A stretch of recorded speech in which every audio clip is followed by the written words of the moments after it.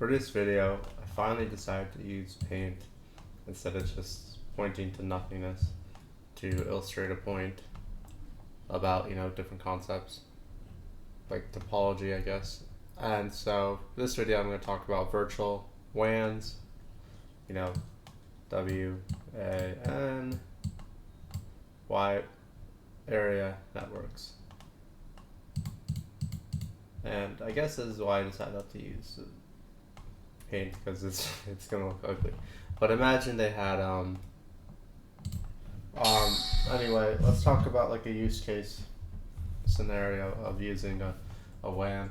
And imagine there's multiple VNets that a company has, A, another one, B, and they're connected to another one here. I should use dots instead of, and it's connected to another VNet. Let's call it C.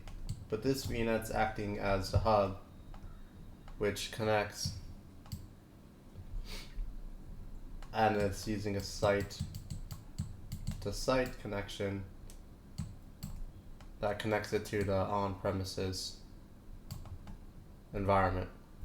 Like, let's say it's in Iowa. So anyway, you have multiple virtual networks that connect to a hub virtual network that is connected to the on-premises environment using a site-to-site connection. Or the connection could be, express route.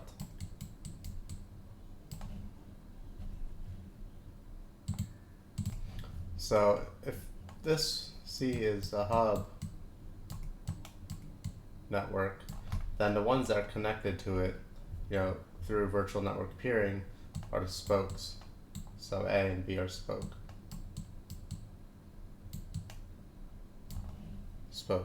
networks. So by having these connections, these spokes can connect. What if I just changed the color?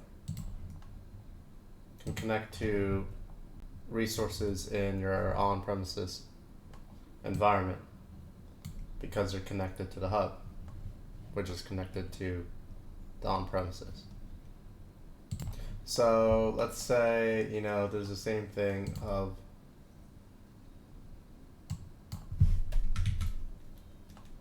how do I select? Let's say they have another region.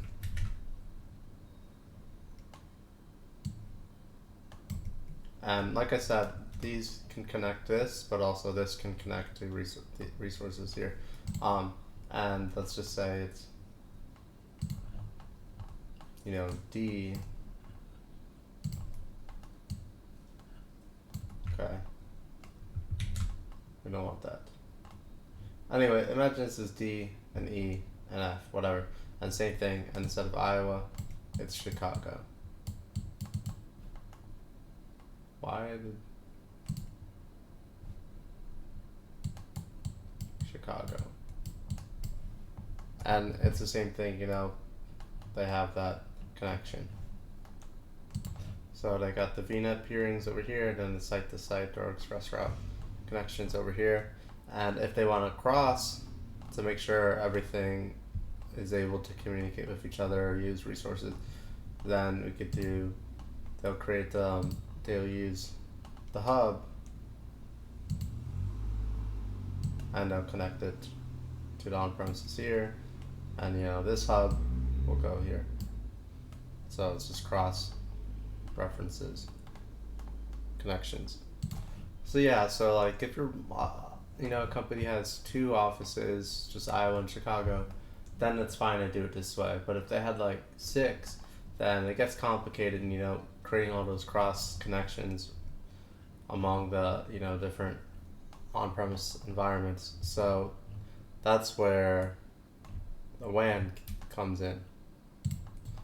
And anyway, when I say complicated, I mean just it's a lot of maintenance, because if you make a change here in Iowa then you gotta also make sure it's changed here in Chicago, and if you have, you know, Miami or whatever, Maryland, it gets complicated when you have a lot. That's, you gotta make sure everything is updated and stuff. So that's why I use a virtual WAN. So I'm gonna clear the screen, and actually I'm just gonna draw everything out and then talk about after instead of doing it at the same time, because it's hard to talk about and draw at the same time. Alright, so here we got 3 VNets, and they're connected to this cloud looking thing, which is the virtual WAN, which serves as a hub. And then same thing over down here, 3 VNets and a WAN, and then they're connected to each other. And then, you know, you have your site to site to site connection, or, you know, express route that's connecting them to the on-premises. And so what this hub can do is it could take VNet peering connections from virtual networks, and it could also take site-to-site or express route connections from the on-premises, and it could also take point-to-site connections. You know, it all depends on whatever SKU you choose. There's 2 of them for the virtual WANs. So basically, if you remember from before,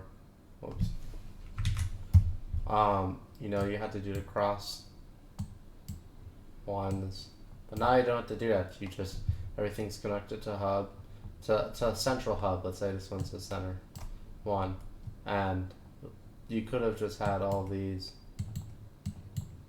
to there, but then you would, I think you could do it from here and to here from that. Actually, no. So you need a second WAN. That's why here. But all you need to do is just connect these 2.